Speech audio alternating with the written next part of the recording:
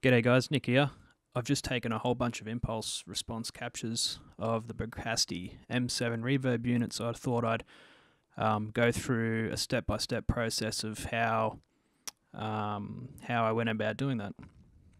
So if you read my blog about impulse responses, you'll know that an impulse response is a representation of a time invariant linear system's output.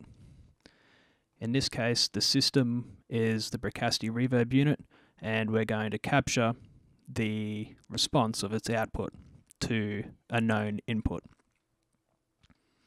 So our known input is a sweep file. I did this at 96K, so we're sweeping from 20 Hertz up to 48,000 Hertz.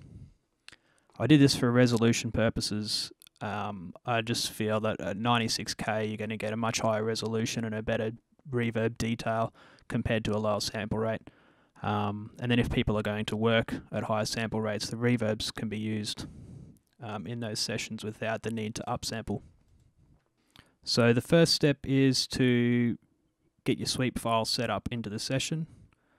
So this is the dry sweep file in Pro Tools.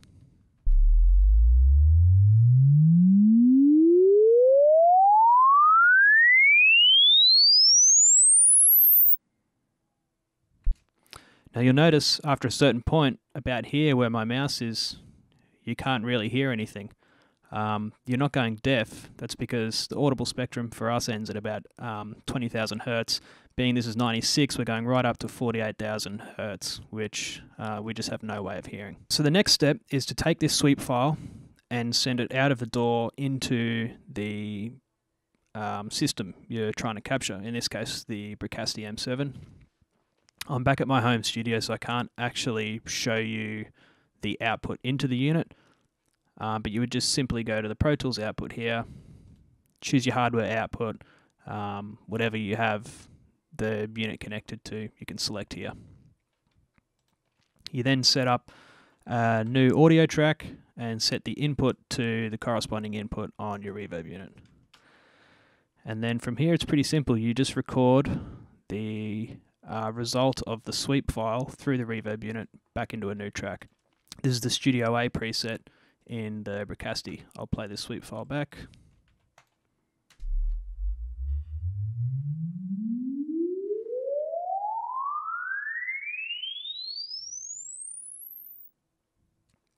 So you would have heard that was full of reverb, which is what we want. Now you'll notice here to the right there's a second capture. I'm going to play this one and see if you can hear a difference.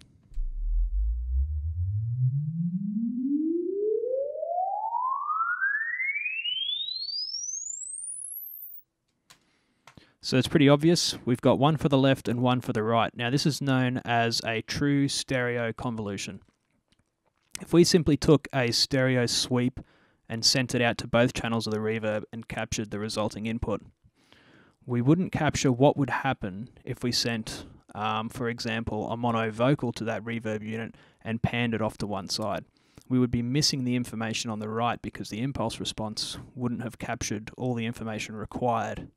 So what we do, or what I did in this case, is I sent the sweep first to the left channel of the reverb unit, recorded that input. You can see here this was panned hard to the left, and you can see we've recorded information back in on the right hand side here. This is huge, and this is what separates a half decent sounding convolution from a really well captured detailed convolution. So once we capture the left hand side, pan the sweep all the way to the right and capture what the unit produces on the right hand side.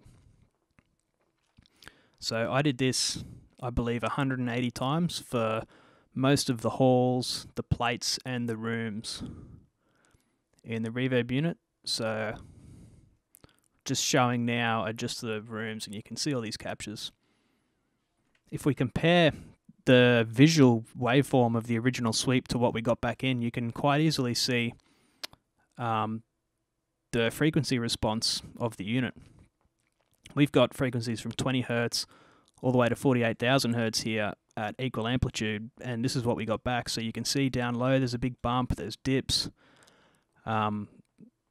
yeah, it's a very unique frequency response.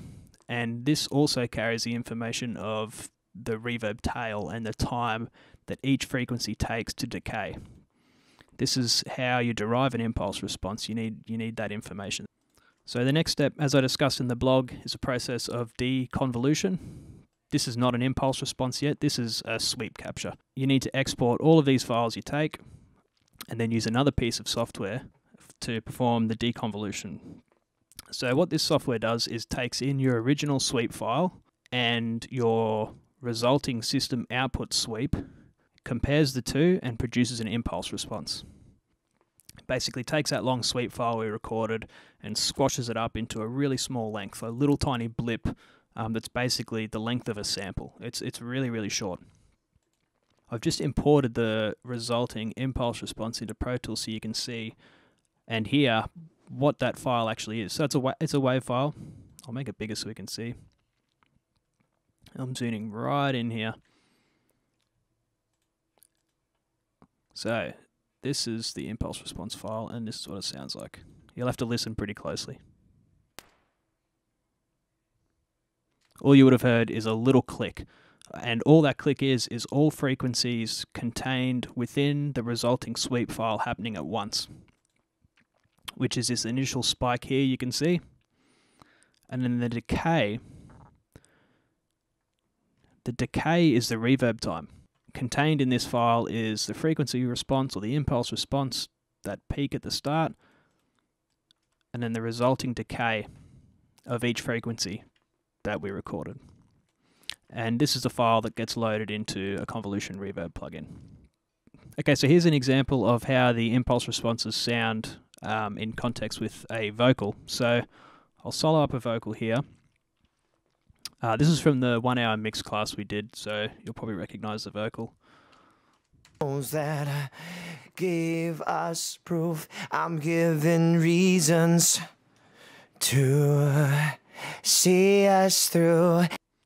So on an auxiliary track here, like you would set up any old reverb, I've got an instance of Waves IR1. This is their sort of flagship convolution reverb plugin. This is my choice of IR loading plugin. It gives you a heap of options to customize your impulse response and tweak it. And what's really important is this is a true stereo impulse response plugin. A lot of the free ones out there or the cheaper ones only load single stereo IR files. And as we discussed earlier, these are true stereo IR files, which are a dual stereo capture of the unit. So if you want to make use of these, you really need to use something like Waves IR1 that has the ability to load true stereo IR files. So we'll go through that process quickly. Hit the load button here. Import IR or import impulse response. So here we are in our halls that I captured.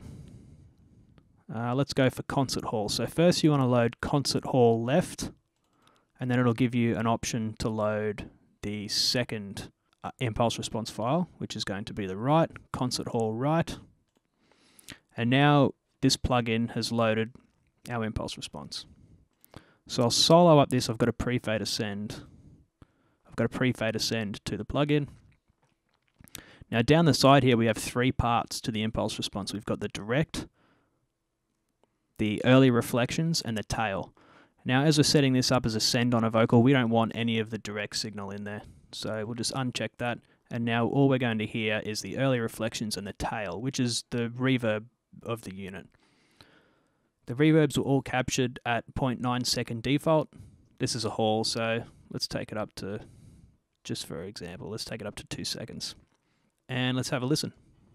That give us proof, I'm given reasons to see us through, and I sing along with you.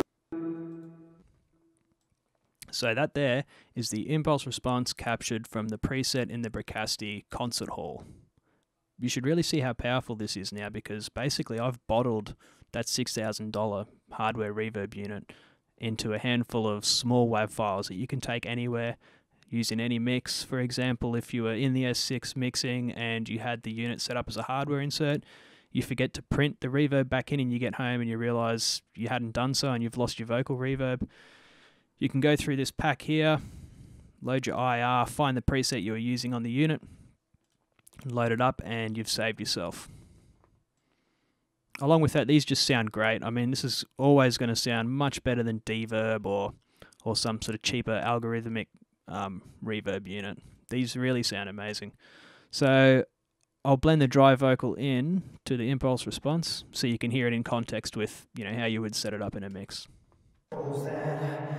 Give us proof. I'm given reasons to see us through, and I sing along with you in this game for two. So I hope you learned a little bit here. I'm going to put this pack together up on my web store for free, of course, for download, and I'll do a video, a much shorter video explaining how to use the files and my preference of Convolution Reverb plugin. Cheers.